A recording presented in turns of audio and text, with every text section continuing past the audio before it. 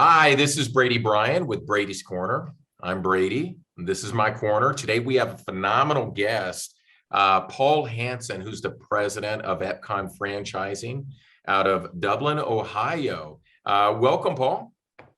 Thank you, Brady. A little bit of introduction about Paul is I first came across Paul through an introduction through a friend of mine, Pat McKee of McKee Homes out of Raleigh, North Carolina. Heard a lot of good things about him and reached out and connected with Paul. Paul, would you mind introducing yourself a little bit and your company and what you all do? Sure. So we're Epcon Communities Franchising, and we work with builders across the country that want to get into the 55 plus housing space. And typically what that looks like, it could be a smaller custom builder that feels like he or she is maxed out the opportunity with what they're doing today and wanted to get into something a little bit different, something more production style. But we also have a number of larger regional builders that come to us and are already doing a substantial amount of volume, but not necessarily in the niche that we're in. And so they want to supplement their current business without reinventing the wheel, developing their own plant collection, changing the way that they typically go to market in terms of marketing and sales, and would rather have something where they can get out there within a year or less instead of trying to develop their own program to target that demographic. Hey, thanks for that, Paul. Now there are you also not you, but your company, you build your own homes as well, right? You're in a number of areas, and are you able to talk about that and kind of what you've been experiencing and growth and challenges as well? Sure.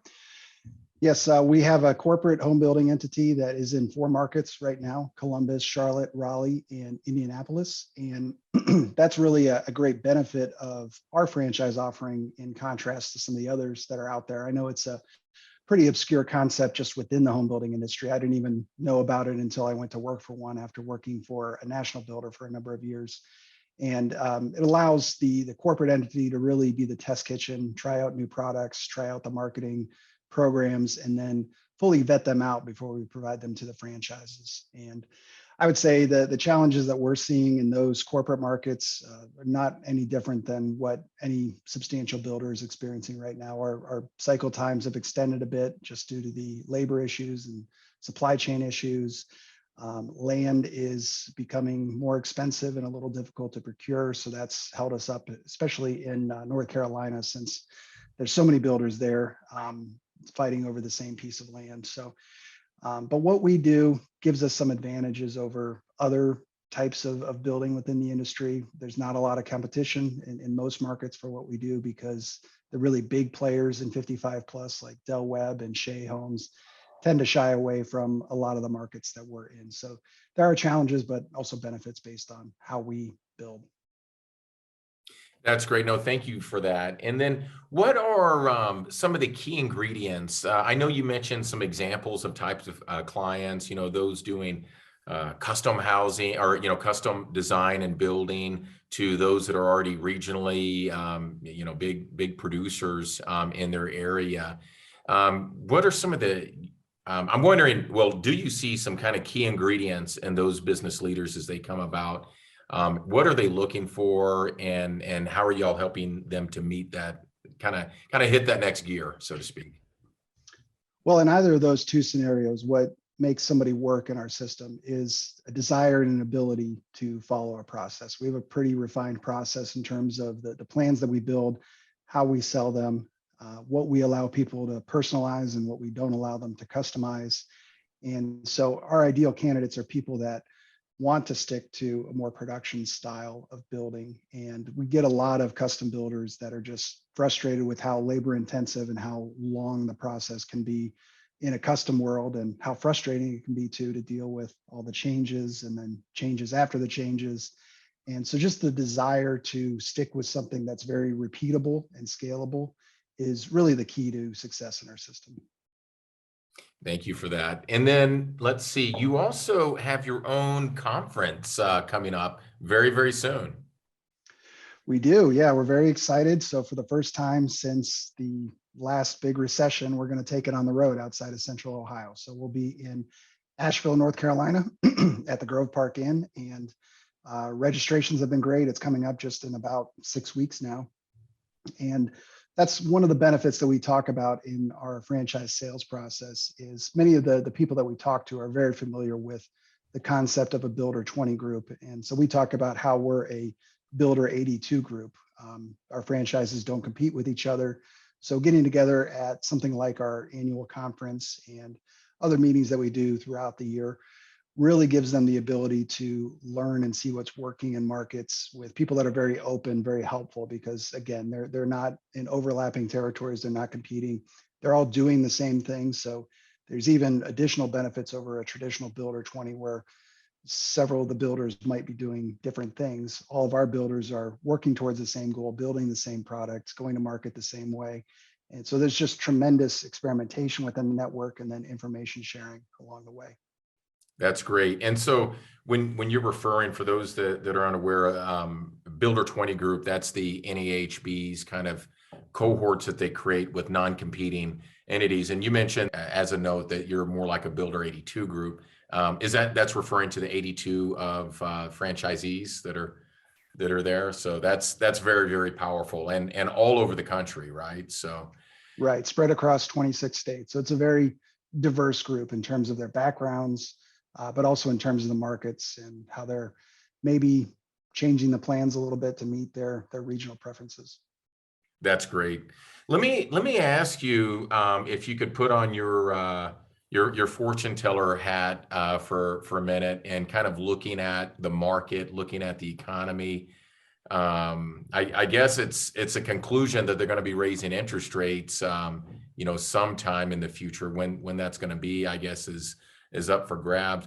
How do you think that's going to affect the market? I mean, well, we currently have about $5.5 million or 5.5 million home shortage right now among consumers. And one of the big things I think that they're looking at is, what is it? The number of 36-year-olds, for example, right now with the discretionary income and purchasing power that they have, that's kind of driving their estimates on the home demand. Is that right? Yeah, that matches what I've heard. And the shortage that I've heard ranges from 3 million to 6 million. So it's legitimate. And you see it just in the lack of supply for those millennials and even Gen Zers that want to get into home ownership right now, just aren't able to find what they want. And then, so how do you think that, putting on that fortune teller hat, that between inflation and the interest rate change, obviously interest rate increase is designed to stem inflation. How is that going to affect home building versus home demand and everything in between? Yeah, well, what we've experienced for the last several months now is anytime in our corporate markets and even the franchise markets, when a block of home sites are released, they go very quickly. So the great news for any builder out there is the demand is very strong and it's been sustained for many months now, despite the price increases that are going on out there. And so if you had asked me that question a month ago about the interest rates, I would have been much more concerned than I am today. Mm-hmm. I thought that interest rates would be going up much higher this year than it looks like they will right now. The last signs out of the Fed were that maybe fewer increases, may not be as substantial as some of the experts predicted. And I think that's going to continue to provide a subsidy, for lack of a better term, for the higher prices that builders need to charge. About a third of our buyers get a conventional mortgage, just like anybody buying a move up or a starter home would do. But another third of them pay cash, so they're largely unaffected by this. And the last third will get what is called a HECM, a home equity conversion mortgage, which, for lack of a better term, is a FHA insured reverse mortgage that has much better terms than the old style reverse mortgages out there. So what that means to our buyers is any incremental increase in interest rates just means they have a slightly higher down payment and then they own the home without any payments to it. So they're basically impacted, and it varies by their age, how old they are. They're paying half of what they would need to for every interest rate increase versus doing a conventional mortgage. So I would say that's just one example of how we're a little more insulated from the interest rate increases just based on our buyer demographic. But I will say I don't think that we're going to go as high as some of the people predicted about a month ago. So that should make all builders feel a lot more comfortable about where this market is headed. And what's another driver in that demographic? So just to remind the audience, your demographic is primarily 55 and plus, and is it downsizing? Is it upsize? Is it just changing and relocating, or all of the above?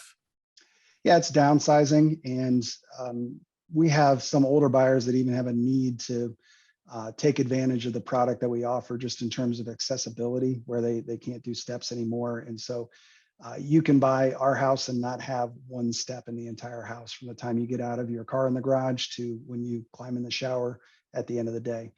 And second driving factor would be people that just want to reclaim the connection that they've lost. They're in the neighborhood where they raise their children, probably. So the house is much larger than they need. They're probably only using one level of it.